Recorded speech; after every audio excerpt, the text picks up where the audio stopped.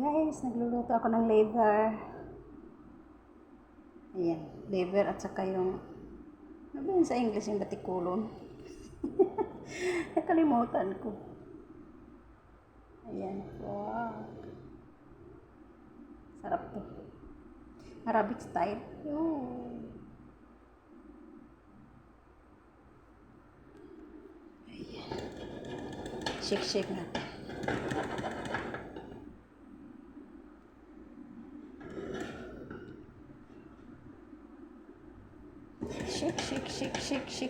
Shake. Batikulon sa English, batikulon. Ay, nabuang na taan eh. Atay batikulon eh. Panihapon ni nila. Kay naikobs, nagpalit akong amo. Tapos nag-request ko magluto. Kung ganahan po siya. Ganahan siya mag-offer ang luto. Offer po ko. May ganahan pa man kong luto.